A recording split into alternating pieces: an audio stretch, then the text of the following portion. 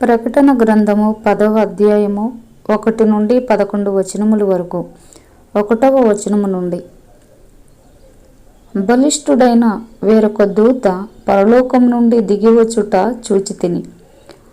ఆయన మేఘము ధరించుకుని ఉండెను. ఆయన శిరస్సు మీద మేఘధనుస్సుండెను.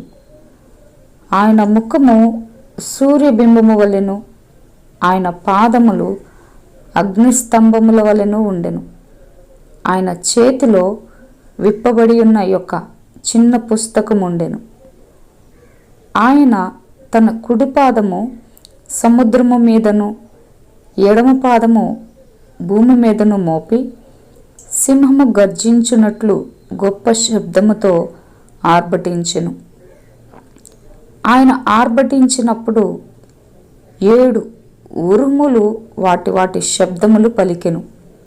ఆ 7 ఉరుములు పలికినప్పుడు నేను వ్రాయబోచుండగా 7 ఉరుములు పలికిన సంగతులకు ముద్ర వేయుము. వాటిని వ్రాయవద్దని పరలోకము నుండి ఒక స్వరము పలుకుట వింటిని. మరియు సముద్రము మీదను భూమి మీదను నిలిచి ఉండగా నేను చూచిన ఆ దూత తన కుడి చెయ్యి ఆకాశము తట్టు ఎత్తి పరలోకమును అందులో ఉన్న వాటిని, భూమిని అందులో ఉన్న వాటిని, సముద్రమును అందులో ఉన్న వాటిని సృష్టించి యుగ యుగములు జీవించుచున్న వాని తోడు ఒట్టు పెట్టుకుని, ఇక ఆలస్యముండదు గాని 7వ దూత పలుకు దినములలో అతడు బోర ఓదబోచుండగా దేవుడు తన దాసులకు ప్రవక్తలకు తెలిపిన సువార్త ప్రకారము దేవుని మర్మము సమాప్తమగునని చెప్పెను. అంతటా పరలోకము నుండి నేను వినిన స్వరము మరలా నాతో మాట్లాడుచు, నీవు వెళ్ళి సముద్రము మీదను భూమి మీదను నిలిచి ఉన్న ఆ దూత చేతిలో విప్పబడి ఉన్న ఆ చిన్న పుస్తకము తీసుకొనుమని చెప్పుట వింటిని.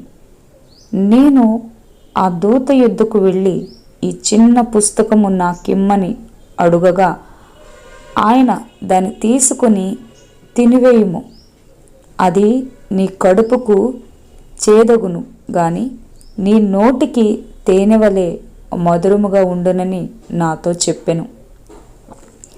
అంతటా నేను ఆ చిన్న పుస్తకమును దూత చేతిలో నుండి తీసుకొని దానిని తినివేసితిని. అది నా నోటికి తేనెవలే మధురముగా ఉండెను గాని దానిని తినివేసిన తరువాత నా కడుపుకు చేదాయెను. అప్పుడు వారు, నీవు ప్రజలను గూర్చియు జనములను గూర్చియు ఆయా భాషలు మాట్లాడు వారిని గూర్చియు అనేక మంది రాజులను గూర్చియు మరల ప్రవచింపనగత్యమని నాతో చెప్పిరి. ప్రకటన గ్రంథము 11వ అధ్యాయము 1 నుండి 19 వచనముల వరకు. 1వ వచనము నుండి, మరియు ఒకడు చేతికర్ర వంటి కొలకర్ర నాకిచ్చి, నీవు లేచి దేవుని ఆలయమును బలిపీఠమును కొలత వేసి ఆలయములో పూజించు వారిని లెక్కపెట్టుము. ఆలయమునకు వెలుపటి ఆవరణమును కొలత వేయక విడిచిపెట్టుము.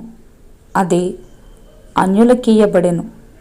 వారు 42 నెలలు పరిశుద్ధ పట్టణమును కాలితో త్రొక్కుదురు. నేను నా 2 సాక్షులకు అధికారము ఇచ్చెదను. వారు గోనె పట్ట ధరించుకుని 1260 దినములు ప్రవచింతురు. వీరు భూలోకమునకు ప్రభువైన వాని ఎదుట నిలుచుచున్న 2 ఒలివ చెట్లును దీపస్తంభములు నై ఉన్నారు.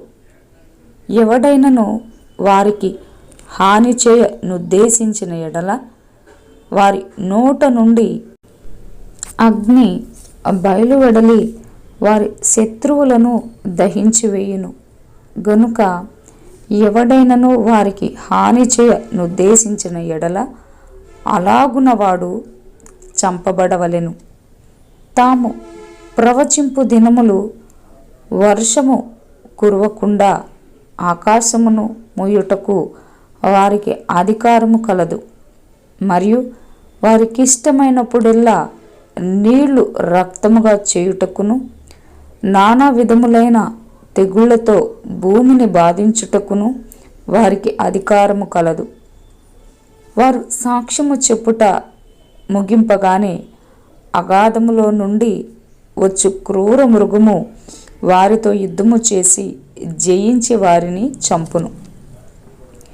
వారి శవములు ఆ మహాపట్టణపు సంత వీధిలో పడియుండును. వానికి ఉపమాన రూపముగా సొదొమ అనియు ఐగుప్తు అనియు పేరు. అచ్చట వారి ప్రభువు కూడా సిలువ వేయబడెను. మరియు ప్రజలకును వంశములకును ఆయా భాషలు మాట్లాడు వారికిని జనములకును సంబంధించిన వారు 3 దినములన్నర వారి శవములను చూచుచు వారి శవములను సమాధిలో పెట్టనీయరు.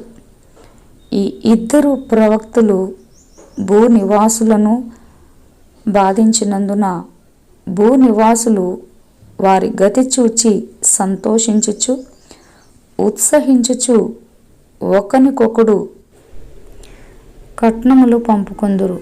అయితే ఆ 3 దినములన్నర అయిన పిమ్మట దేవుని యొద్ద నుండి జీవాత్మ వచ్చి వారిలో ప్రవేశించెను. గనుక వారు పాదములు ఊని నిలిచిరి. వారిని చూచిన వారికి మిగుల భయము కలిగెను.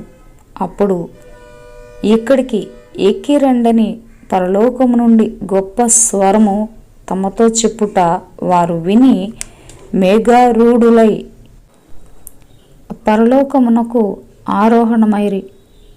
వారు పోవుచుండగా వారి శత్రువులు వారిని చూచిరి. ఆ గడియలోనే గొప్ప భూకంపము కలిగినందున ఆ పట్టణములో 10వ భాగము కూలిపోయెను. ఆ భూకంపము వలన 7,000 మంది చచ్చిరి. మిగిలిన వారు భయాక్రాంతులై పరలోకపు దేవుని మహిమపరచిరి. 2వ శ్రమ గతించెను. ఇదిగో 3వ శ్రమ త్వరగా వచ్చుచున్నది. 7వ దూత బోర ఊదినప్పుడు పరలోకములో గొప్ప శబ్దములు పుట్టెను. ఆ శబ్దములు ఈ లోక రాజ్యము మన ప్రభువు రాజ్యమును ఆయన క్రీస్తు రాజ్యము నాయను. ఆయన యుగయుగముల వరకు ఏలుననెను. అంతటా దేవుని ఎదుట సింహాసనాసీనులగు ఆ 24 పెద్దలు సాష్టాంగపడి దేవునికి నమస్కారము చేసి, వర్తమాన భూత కాలములలో ఉండు దేవుడవైన ప్రభువా, సర్వాధికారి, నీవు నీ మహాబలమును స్వీకరించి ఏలుచున్నావు గనుక మేము నీకు కృతజ్ఞతాస్తుతులు చెల్లించుచున్నాము. జనములు కోపగించినందున నీకు కోపము వచ్చెను. మృతులు తీర్పు పొందుటకును నీ దాసులకు ప్రవక్తలకును పరిశుద్ధులకును నీ నామమునకు భయపడు వారికిని తగిన ఫలమునిచ్చుటకును గొప్పవారేమి కొద్దివారేమి భూమిని నశింపజేయు వారిని నశింపజేయుటకును సమయము వచ్చి ఉన్నదని చెప్పిరి. మరియు పరలోకమందు దేవుని ఆలయము తెరవబడగా దేవుని నిబంధన మందసము ఆయన ఆలయములో కనబడెను. అప్పుడు మెరుపులును ధ్వనులును ఉరుములును భూకంపమును గొప్ప వడగండ్లును పుట్టెను. ప్రకటన గ్రంథము 12వ అధ్యాయము 1 నుండి 17 వచనముల వరకు. 1వ వచనము నుండి, అప్పుడు పరలోకమందు ఒక గొప్ప సూచన కనబడెను. అదేదనగా సూర్యుని ధరించుకునిన ఒక స్త్రీ, ఆమె పాదముల క్రింద చంద్రుడును శిరస్సు మీద 12 నక్షత్రముల కిరీటమును ఉండెను. ఆమె గర్భిణీ అయి ప్రసవ వేదన పడుచు ఆ నొప్పులకు కేకలు వేయుచుండెను. అంతటా పరలోకమందు ఇంకొక సూచన కనబడెను. ఇదిగో, ఎర్రని మహాఘట సర్పము, దానికి 7 తలలును 10 కొమ్ములును ఉండెను. దాని తలల మీద 7 కిరీటములు ఉండెను. దాని తోక ఆకాశ నక్షత్రములలో 3వ భాగము నీడ్చి వాటిని భూమి మీద పడవేశెను. కననయున్న ఆ స్త్రీ కనగానే ఆమె శిశువును మృంగివేయవలెనని ఆ ఘటసర్పము స్త్రీ ఎదుట నిలుచుండెను. సమస్త జనములను ఇనుప దండముతో ఏలనయున్న యొక్క మగ శిశువును ఆమె కనగా, ఆమె శిశువు దేవుని యొద్దకును ఆయన సింహాసనమునొద్దకును కొనిపోబడెను. ఆ స్త్రీ అరణ్యమునకు పారిపోయెను. అచ్చట వారు 1260 దినములు ఆమెను పోషింపవలెనని దేవుడు ఆమెకు ఒక స్థలము సిద్ధపరిచి ఉంచెను. అంతటా పరలోకమందు యుద్ధము జరిగెను. మికాయేలును అతని దూతలును ఆ ఘటసర్పముతో యుద్ధము చేయవలెనని ఉండగా, ఆ ఘటసర్పమును దాని దూతలును యుద్ధము చేసిరి గాని గెలువలేకపోయిరి. గనుక పరలోకమందు వారికిక స్థలము లేకపోయెను. కాగా సర్వలోకమును మోసపుచ్చుచు అపవాది అనియు సాతాననియు పేరుగల ఆది సర్పమైన ఆ మహాఘట సర్పము పడద్రోయబడెను. అది భూమి మీద పడద్రోయబడెను. దాని దూతలు దానితో కూడా పడద్రోయబడిరి. మరియు ఒక గొప్ప స్వరము పరలోకమందు ఇలాగు చెప్పుట వింటిని, రాత్రింబగళ్ళు మన దేవుని ఎదుట మన సహోదరుల మీద నేరము మోపువాడైన అపవాది పడద్రోయబడి ఉన్నాడు. గనుక ఇప్పుడు రక్షణయు శక్తియు రాజ్యమును మన దేవుని వాయును. ఇప్పుడు అధికారము ఆయన క్రీస్తుదాయను.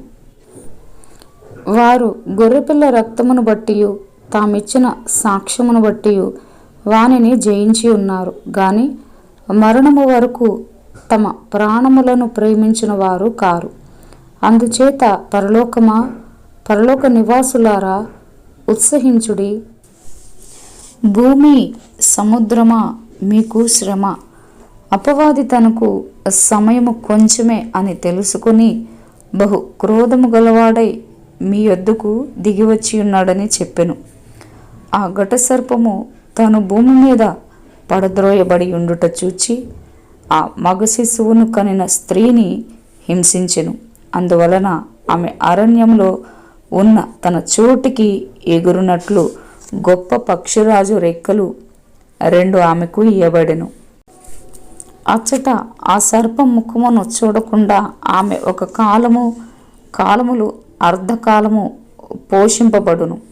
కావున ఆ స్త్రీ ప్రవాహమునకు కొట్టుకొని పోవలెనని ఆ సర్పము తన నోటి నుండి నీళ్లు నది ప్రవాహముగా ఆమె వెనుక వెళ్ళగ్రక్కెను గాని భూమి ఆ స్త్రీకి సహకారి అయి తన నోరు తెరిచి ఆ ఘట సర్పము తన నోట నుండి గ్రక్కిన ప్రవాహమును మృంగివేసెను.